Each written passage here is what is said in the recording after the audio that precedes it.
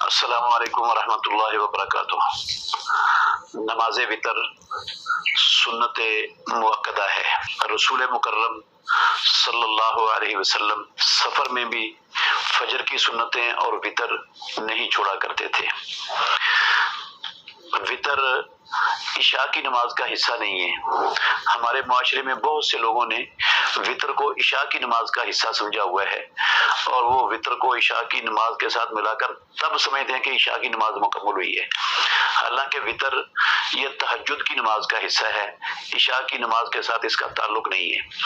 صرف رسول مکرم صلی اللہ علیہ وسلم نے عشاء کے ساتھ وطر پڑھنے کی اس شخص کو اجازت دی ہے جس کو تہجد کے ٹائم اٹھنے کی امید نہ ہو، وہ عشاء کے ساتھ پڑھ لے۔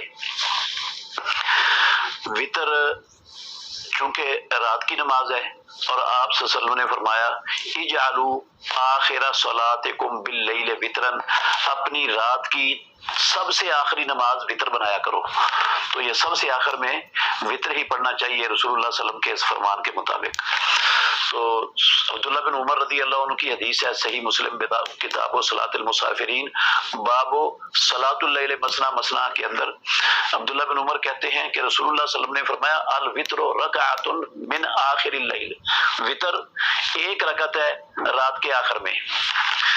تو صحیح بخاری شریف کے اندر حدیث ہے عبداللہ بن عمر رضی اللہ عنہما سے ہی مروی، کہتے ہیں رسول اللہ صلی اللہ علیہ وسلم نے فرمایا صلاۃ اللیل مثنی مثنی، رات کی نماز دو دو رکھتے ہیں۔ فَإِذَا خَشِيَ أَحَدُكُمُ الصُّبْحَ صَلَّى رَكَعَةً وَاحِدَةً، جب تم میں سے کسی کو خطرہ ہو صبح طلوع ہونے کا تو ایک رکعت پڑھ لے۔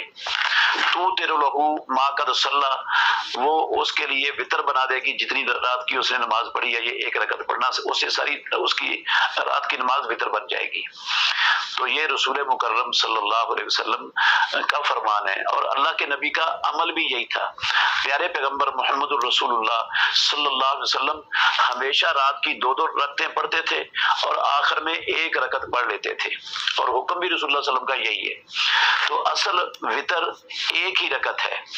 رسول اللہ صلی اللہ علیہ وسلم نے 3 وطر بھی پڑھے ہیں، 5 بھی پڑھے ہیں، 7 بھی پڑھے ہیں، 9 بھی پڑھے ہیں۔ ان کا طریقہ کیا ہے؟ جب 3 وطر پڑھنے ہیں تو اس کا جو مسنون اور صحیح سند سے ثابت طریقہ ہے وہ یہ ہے کہ بندہ 2 رکعتیں پڑھ کر سلام پھیر دے، اور پھر ایک رکعت الگ سے پڑھے، یہ 3 وطر ہو گئے۔ 3 وطر 2 سلاموں اور 2 تشہدوں کے ساتھ، یہ صحیح پیارے پیغمبر محمد الرسول اللہ صلی اللہ علیہ وسلم کی احادیث سے ثابت ہے۔ عام طور پر ہمارے معاشرے میں لوگ اکثر وہ مغرب کی نماز کی طرح وطر پڑھتے ہیں، 2 رکعتیں پڑھ کر تشہد بیٹھتے ہیں، پھر سلام پھیرنے کے بغیر اٹھ جاتے ہیں اور پھر تیسری رکعت پڑھتے ہیں۔ یہ جو طریقہ ہے رسول اللہ صلی اللہ علیہ وسلم کے فرمان کے خلاف ہے۔ آپ نے فرمایا کہ وطروں کو مغرب کی نماز کے مشابہ نہ بناؤ، تو انہوں نے تو رسول اللہ صلی اللہ علیہ وسلم کے اس فرمان کی مخالفت کر کے مغرب کی نماز کے مشابہ بنا دی ہے۔ تو یہ طریقہ ثابت نہیں ہے رسول اللہ صلی اللہ علیہ وسلم سے کسی صحیح سند کے ساتھ۔ دوسرا طریقہ چلتا ہے عام لوگوں میں، 3 رکعت پڑھتے ہیں بغیر تشہد کے، درمیان میں آخری رکعت میں تشہد ہوتا ہے۔ تو یہ طریقہ بھی جن احادیث کے اندر آتا ہے ان میں کوئی ایک حدیث بھی صحیح سند سے ثابت نہیں ہے، ساری کی ساری روایات وہ معلول ہیں، سب کی سندیں ضعیف ہیں۔ کسی میں مدلس راوی ہے جو ان سے بیان کرتا ہے، جیسے قتادہ رضی اللہ عنہ مدلس اور ان سے بیان کرتے ہیں، کسی میں متروک الحدیث راوی ہیں، کسی میں حسن بصری کی تدلیس ہے اور معنن روایت ہے۔ کوئی ایک روایت بھی صحیح سند سے ثابت نہیں کہ رسول مکرم صلی اللہ علیہ وسلم نے پوری نبوی زندگی 3 وطر ایک سلام کے ساتھ پڑھے ہوں اور آپ نے صرف آخری تیسری رکعت میں تشہد کیا ہو، ایسی کوئی ایک سند بھی صحیح سند سے ثابت نہیں ہے۔ تو یہ تو تھا 3 وطر اگر پڑھنے ہیں تو 2 سلاموں سے پڑھنے ہیں اور 2 تشہدوں سے پڑھنے ہیں۔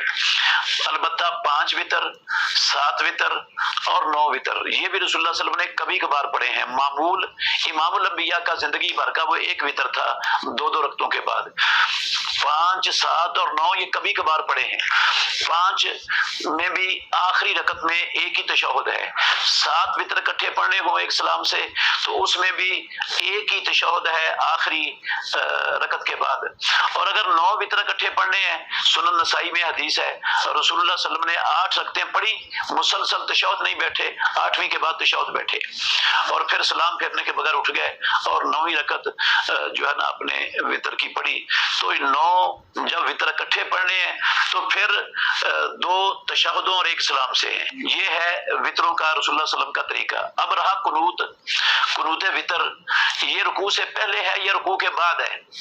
وتروں کی قنوت رسول مکرم صلی اللہ علیہ وسلم سے رکوع سے پہلے ہی ثابت ہے. کانا یقنوت قبل الرکوع، رسول اللہ صلی اللہ علیہ وسلم حدیث میں آتا ہے کہ رکوع سے پہلے قنوت کرتے تھے. حضرت حسن بن علی رضی اللہ تعالیٰ عنہ ان کی بھی حدیث ہے، کہتے ہیں اللہ مانی رسول اللہ صلی اللہ علیہ وسلم، مجھے رسول اللہ صلی اللہ علیہ وسلم نے سکھایا کہ جب میں وتر کی آخری رکعت میں قرات سے فارغ ہوں تو میں کہوں اللہم اہدنی فیمن ہدیت وعافنی فیمن عافیت وتولنی فیمن تولیت.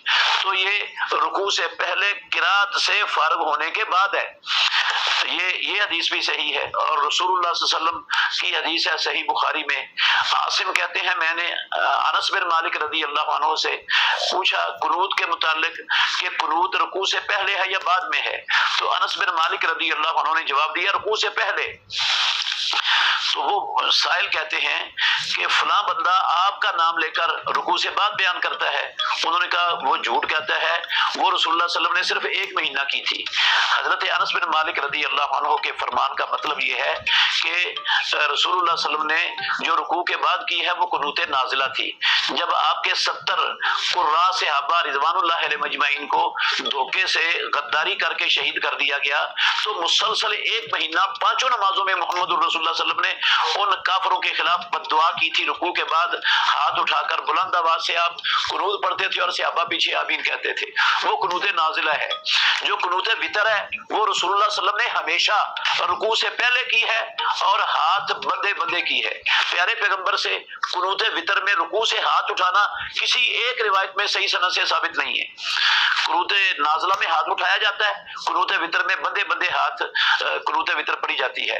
آپ ہاتھ باندھ کر کھڑے ہیں، قل هو اللہ پڑھ کر فارغ ہوئے ہیں. فارغ ہونے کے بعد اللہم اہدنی فیمن ہدیت وعافنی فیمن عافیت وتولنی فیمن تولیت، یہ ساری قنوت پڑھ کے رفع دھیان کر کے رکوع چلے جائیں. یہ ہے اصل طریقہ. سورہ اخلاص سے فارغ ہونے کے بعد اللہ اکبر کہہ کر رفع دھیان کر کے دوبارہ ہاتھ باندھ لینا، یہ بھی کسی صحیح سند کے ساتھ حدیث کے ذخیرے میں موجود نہیں ہے. ایک اثر ہے وہ باطل ہے، سند اس کی انتہائی مظلم ہے، صحیح سند کوئی نہیں ہے.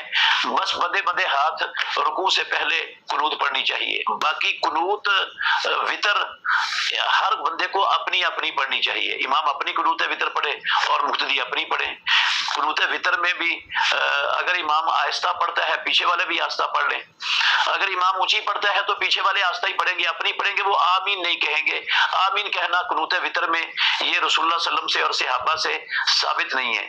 ہمارے بعض علماء قیاس کرتے ہیں قنوت نازلہ پر کہ جب اس میں آمین ہے، رکوع کے بعد ہے، ہاتھ اٹھا کر ہے، تو اس میں بھی ہو سکتا ہے. لیکن جب رسول اللہ صلی اللہ علیہ وسلم کا عمل